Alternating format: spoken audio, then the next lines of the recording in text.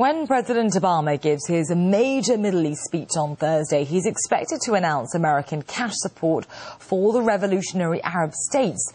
The buzzwords are likely to be about supporting democracy. But as Gani Chichiken reports, not everyone's fight for freedom fits Washington's plan.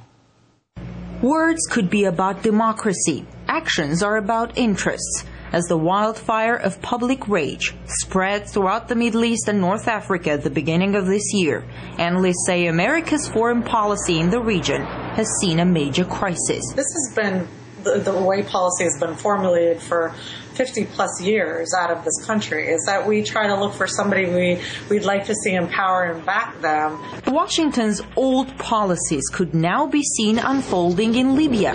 A large portion of the Libyan population is opposing any foreign meddling in their affairs, and analysts say Washington's efforts to propel its men into power in Libya could result in infighting that's going to last years. The inconsistency between what America says and what America does seemed obvious when it came to Egypt. Despite Hosni Mubarak's authoritarian and undemocratic rule, Washington had been supporting him for decades. For many of those years, President Mubarak has been a leader and a counselor and a friend to the United States. But when millions of Egyptians took to the streets, the U.S. swiftly shifted its policy. As veteran Washington hawk Zbigniew Brzezinski explains.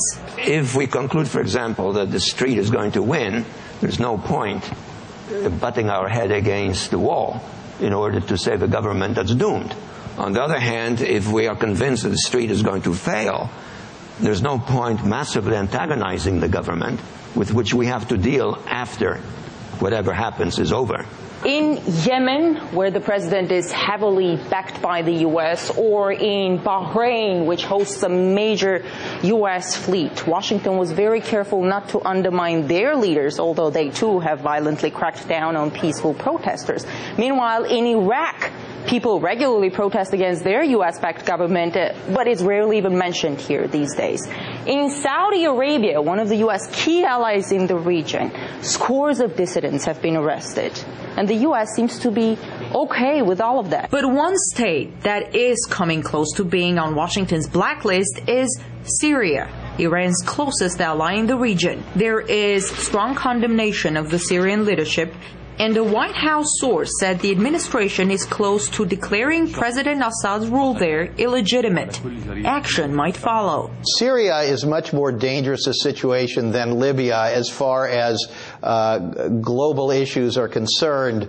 It is a crucial player in the balance of power in that region. With the situation in the Middle East as unstable as it is, analysts say the U.S. involvement in yet another conflict could further destabilize the region and add more red spots on this map. Gani Chichiken, RT, Washington, D.C. Well, economic weapons are being directed at Syria's president over claims of human rights abuses and the violent crackdowns against anti-government protesters. The measures include an asset freeze and preventing Americans from dealing with Assad. The European Union also agreed to tighten its sanctions, raising fears that the next step could be military action. It's something Russia strongly opposes, citing the Libyan scenario as a failure. NATO's head, Anders Fogh Rasmussen, said that the operation there will continue until the Gaddafi regime falls. But President Medvedev believes a ceasefire is the only condition for peace. I believe that despite the fact we still have problems, there are still ways to resolve the existing deadlock. I mean the situation in Libya, which I believe can be settled only peacefully, through the renunciation of the use of military force by both sides.